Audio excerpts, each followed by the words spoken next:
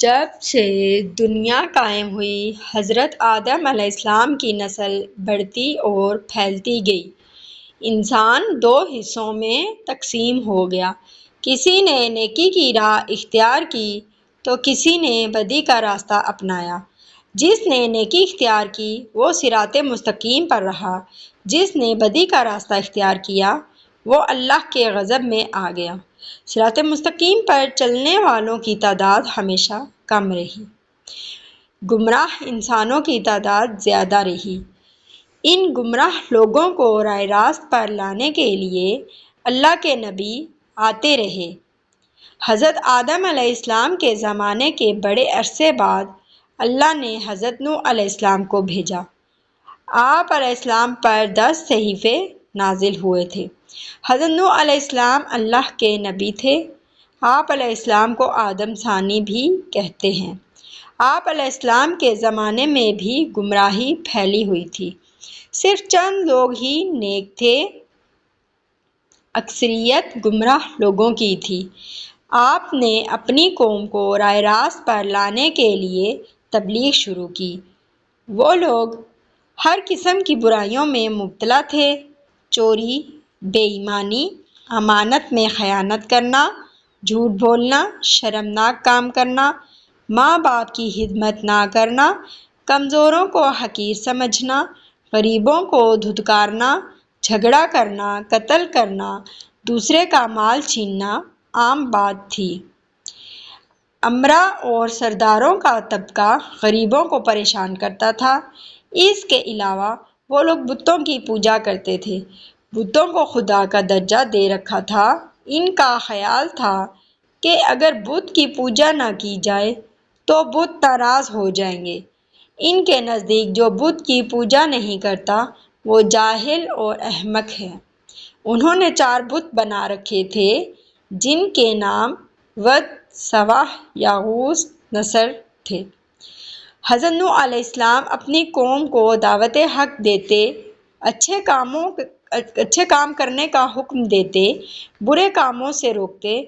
وہ کہتے کہ بتوں کی پوجا نہ کرو، صرف ایک اللہ کی عبادت کرو جو سارے جہاں کا پروردگار ہے۔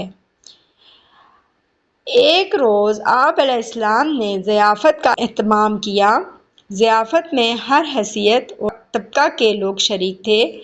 آنے والے مہمانوں میں غریب بھی تھے، امیر اور سردار بھی تھے۔ صاحب حیثیت اور سردار غریبوں کے ساتھ اٹھنا بیٹھنا پسند نہیں کرتے تھے، انہیں حقارت سے دیکھتے تھے، نفرت کرتے تھے۔ لیکن حضرت نوح علیہ السلام نے سب کو یکجا کر دیا۔ لوگوں نے ضیافت کے اہتمام کا سبب دریافت کیا تو آپ علیہ السلام نے فرمایا، بھائیو، ہمارے قوم کے لوگوں میں بگاڑ پیدا ہو گیا ہے۔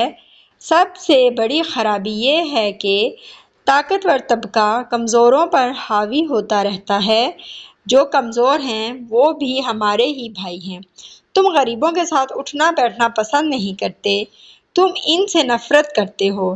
ان میں جو بھوکا ہوتا ہے تم کھانا نہیں کھلاتے۔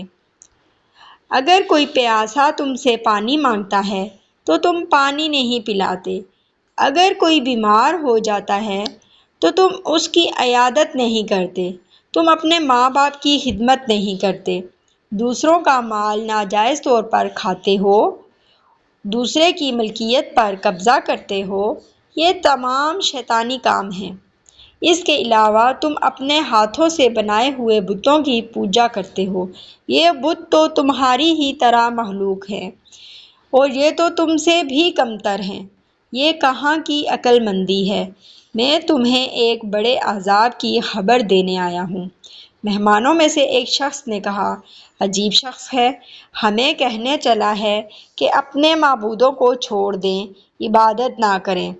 حضرت نوح علیہ السلام بولے، میں یہ نہیں کہتا کہ عبادت چھوڑ دو، عبادت کرو صرف اس ہستی کی جس نے ساری دنیا پیدا کی ہے، جو مارتا ہے اور جو جلاتا ہے۔